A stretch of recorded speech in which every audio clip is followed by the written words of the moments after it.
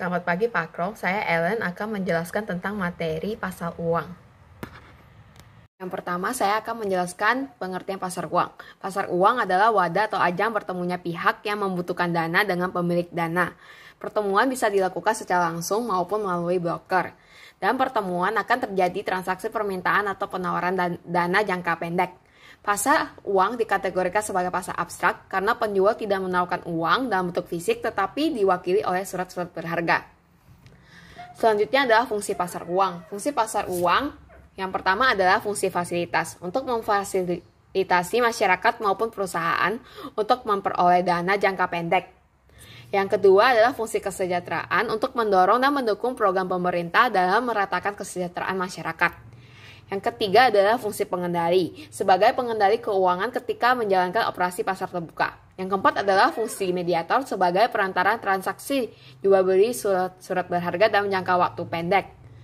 Yang kelima adalah fungsi likuiditas. Perusahaan dapat memenuhi kewajiban membayar hutang dengan mencairkan obligasi, saham, atau instrumen lain.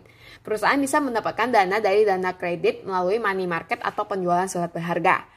Yang keenam adalah fungsi modal. Untuk melakukan ekspansi, perusahaan akan memerlukan modal.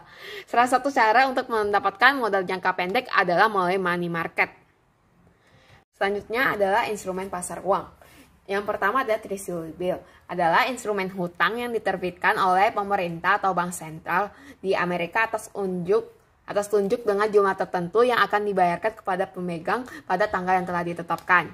T-bills tidak memberikan bunga secara langsung tetapi dijual atas dasar diskonto dengan jumlah diskonto ditetapkan melalui proses pelelangan. T-bills tidak dimanfaatkan sebagai sarana investasi bagi lembaga keuangan maupun perusahaan yang memiliki kelebihan dana. Dengan penempatan kelebihan dana tersebut, di samping memperoleh penghasilan bunga, juga sebagai cadangan likuiditas.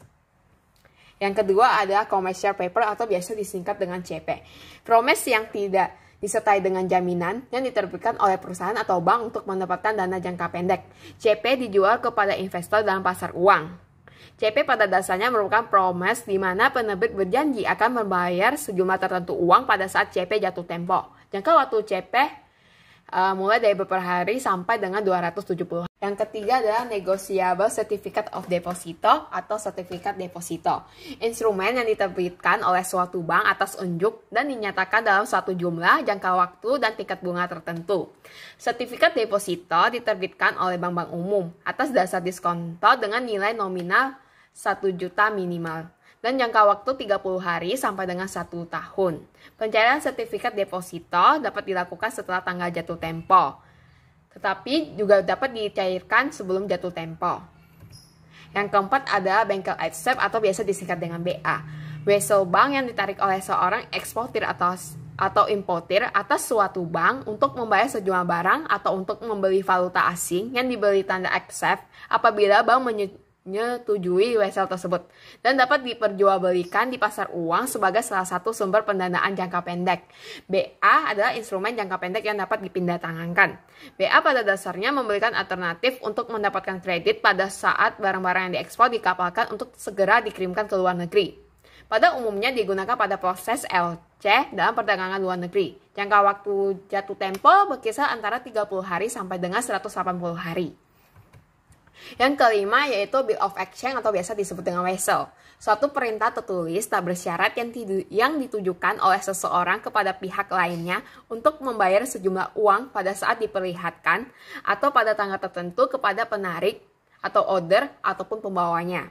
Yang keenam yaitu surat berharga pasar uang atau biasa disingkat dengan SBPU. Surat berharga dengan jangka waktu relatif pendek. Surat ini dapat diperjualbelikan secara diskon dengan BI maupun lembaga lain yang di bawah BI. Yang ketujuh adalah SBI atau biasa disebut dengan Sertifikat Bank Indonesia. Surat berharga atas unjuk dalam rupiah yang diterbitkan oleh Bank Indonesia sebagai pengakuan utang berjangka waktu pendek dan diperjualbelikan dengan diskonto. SBI mempunyai jangka waktu maksimum 1 tahun.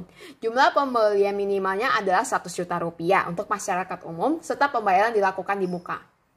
SBI digunakan oleh BI sebagai mekanisme untuk mengontrol stabilitas nilai rupiah, yaitu mengendalikan jumlah uang kartal dan uang gelar. Yang ke-8 adalah call money, instrumen yang merupakan sistem hutang piutang antar bank dalam jangka waktu pendek. Kalau Money mempunyai jangka waktu antara 1 sampai 7 hari. Yang ke-9 ada repurchase agreement, transaksi jual beli suap berharga yang diikuti dengan adanya perjanjian. Nah, dalam perjanjian itu dinyatakan bahwa penjual akan membeli kembali surat-surat yang diperdagangkan tersebut.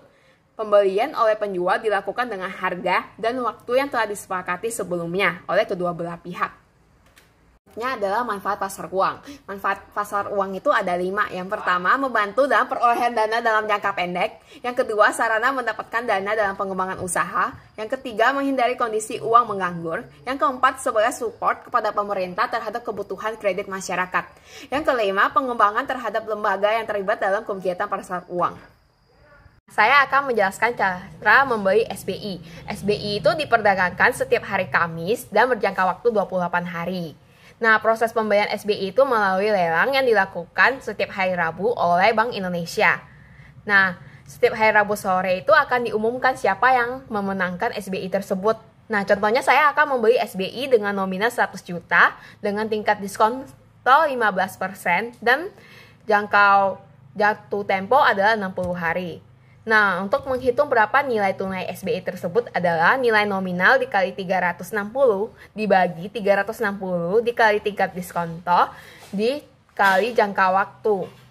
Nah, misalnya 100 juta, nominal 100 juta itu akan dibayarkan 97.560.975,61 juta. Itu yang akan saya bayarkan. Nah, pada saat SBI jatuh tempo, saya akan memperoleh 100 juta. Nah, selisih antara jumlah tunai yang saya bayarkan dan uang yang saya peroleh itu sebesar 2.439.24,39 itu adalah bunga yang akan saya peroleh pada saat SBI jatuh tempo. Dan terima kasih.